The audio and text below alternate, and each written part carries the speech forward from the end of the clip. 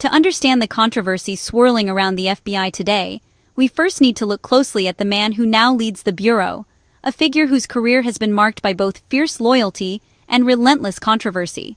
We must first understand the man at its center, a man whose decisions and alliances have shaped not only his own trajectory, but the very institutions he now commands.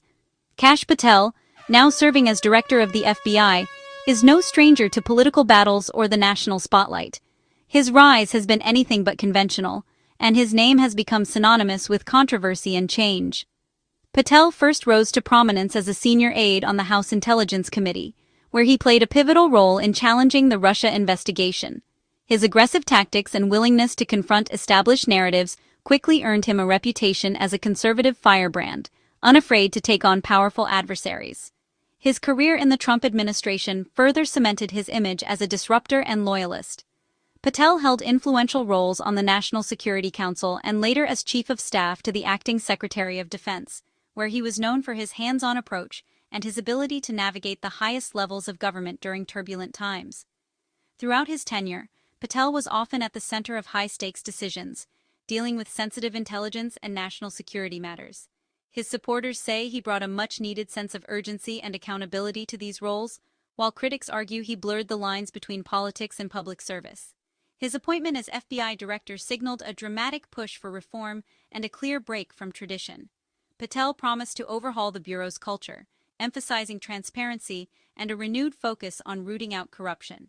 Supporters hail him as a much-needed force for accountability, someone willing to challenge the status quo and bring long-overdue change to an agency often criticized for its secrecy and insularity.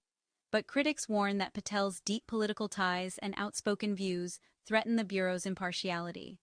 They argue that his leadership risks turning the FBI into a tool for partisan agendas, undermining public trust in one of America's most important institutions. As a result, Patel's every move is scrutinized, not just for legality, but for what it represents in the ongoing battle over the direction of America's institutions.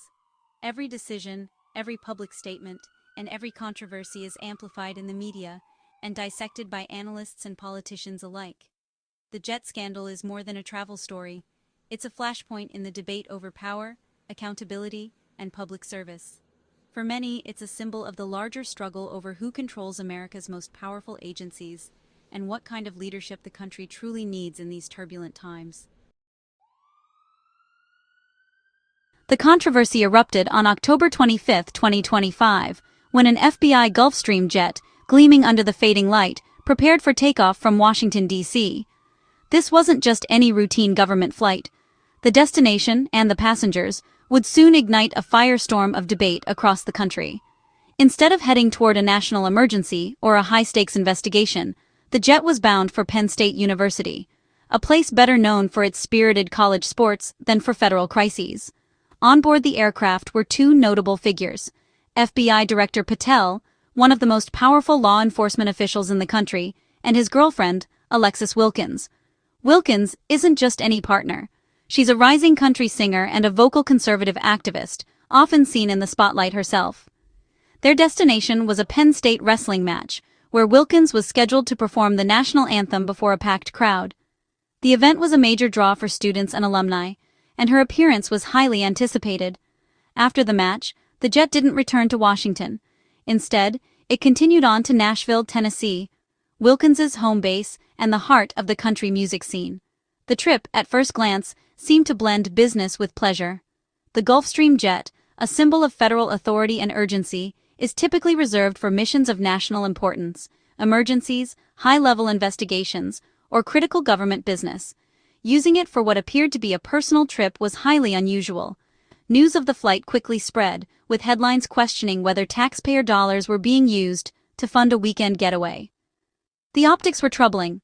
A high-end government jet, a sporting event, and a visit to a girlfriend's hometown. Watchdog groups pored over flight logs and official documents, highlighting a route that seemed to follow a personal itinerary rather than a strictly professional one. The details fueled suspicions and speculation. The story became a media sensation: a taxpayer-funded jet, a college sports spectacle, and a detour to Nashville. It was a narrative tailor-made for headlines and heated debate. Critics from both sides of the aisle voiced concern, arguing that the trip blurred the lines between official privilege and private life. Some saw it as a clear misuse of government resources, while others called for a thorough investigation. The controversy soon reached the halls of Congress, where lawmakers demanded answers about the trip's purpose, its cost, and the precedent it might set for future officials. At the heart of the debate was a simple but powerful question: was this a legitimate use of government resources, or a glaring example of power being used for personal gain? The answer, many believed, would have lasting implications for public trust in government. The timing made things worse. The flight happened during a federal government shutdown. While hundreds of thousands of federal workers faced furloughs and missed paychecks, the FBI director was seen flying to a wrestling match with his girlfriend. The optics were damning. A powerful official enjoying perks, while ordinary employees struggled. The story became a symbol of disconnect between leaders and the public. Even some of Patel's usual allies found the trip hard to defend. The shutdown context turned a questionable trip into a national outrage. It was no longer just about travel. It was about leadership and judgment in a time of crisis. Public reaction was swift and harsh. Former FBI agents, watchdogs, and commentators from both sides condemned the trip as an abuse of power. Conservative voices like Candace Owens questioned the director's judgment and decorum. The story dominated news cycles and social media, fueling outrage over perceived entitlement. The FBI responded, the trip followed policy, and Patel reimbursed the government for commercial airfare. Patel himself defended his girlfriend against online attacks, shifting the focus to what he called unfair harassment. Supporters called the scandal a political hit job. Critics saw clear ethical failure. The divide was stark: misuse of funds or manufactured outrage. The fallout reached inside the FBI. Stephen Palmer, a 27-year veteran and deputy director of the unit managing the jet, was forced out, allegedly for his connection to the negative press. Insiders saw it as retaliation, a warning to others not to cross the director. Palmer's firing was the third high-level ouster in the unit under Patel, signaling deep internal conflict. Critics argued this was about loyalty, not competence. The move fueled concerns about morale and leadership within the bureau. The message was clear: dissent would not be tolerated. At the heart of the scandal are the rules for government jet use, a set of policies that have sparked debate for decades. These rules are designed to balance the need for security, efficiency, and accountability when it comes to how top officials travel, but they often leave room for interpretation and controversy. The FBI director, for example, is permitted to use agency planes for both official and personal travel. However, when the trip is personal, the director is required to reimburse the government, but only for the equivalent cost of a commercial airline ticket, not the actual expense of operating a government jet. This policy was originally put in place to ensure the director could respond quickly to emergencies and maintain a high level of security at all times. Yet, it has long been a lightning rod for criticism, with many questioning whether the rules are strict enough to prevent misuse. Critics argue that reimbursing only the price of a commercial ticket is a mere formality, a token gesture that doesn't come close to covering the true, often exorbitant costs of operating a luxury government jet. They point out that taxpayers are left footing the bill for the difference, raising concerns about fairness and fiscal responsibility. On the other hand, supporters of the policy insist that such travel arrangements are essential.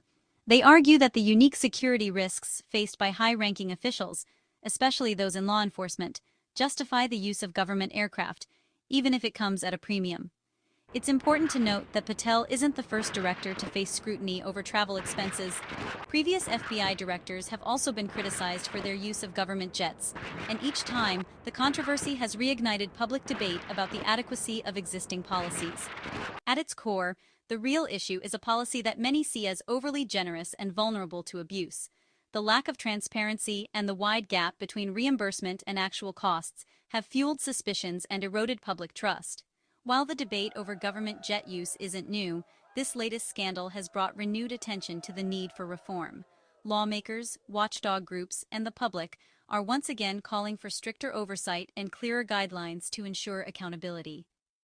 The question remains: should top officials continue to enjoy such exclusive perks, or is it finally time to overhaul the system and demand greater transparency and responsibility from those in power? The scandal thrust Alexis Wilkins into the spotlight. At 26, she's more than a travel companion. She's a Nashville-based country singer, conservative activist, and press secretary for a Republican congressman. Her relationship with Patel made the trip seem even more personal. The flight to Penn State was for her performance. The stop in Nashville was for her. Critics argued FBI resources were used to facilitate the couple's weekend. Wilkins faced intense online harassment, with conspiracy theories and personal attacks flooding her social media. Patel's public defense highlighted the personal toll. Wilkins became a polarizing figure, innocent bystander or willing participant. Online, the scandal exploded. Outraged citizens shared flight logs and memes, decrying elite privilege and government waste. For many, it was proof that powerful officials play by different rules. Supporters countered that the trip was within policy, and the outrage was politically motivated.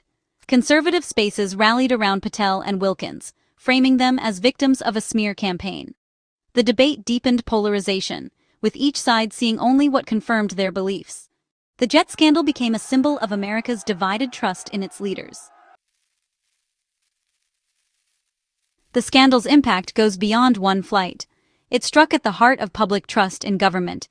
Even if the trip followed the letter of the law, many felt it violated the spirit of public service. The firing of a veteran agent only deepened concerns about leadership and morale. The FBI's reputation for integrity took a hit, and rebuilding trust will be a challenge. Whether a true ethical lapse or a political attack, the result is the same: more skepticism and division. The jet scandal will be remembered as a cautionary tale about power, perception, and accountability.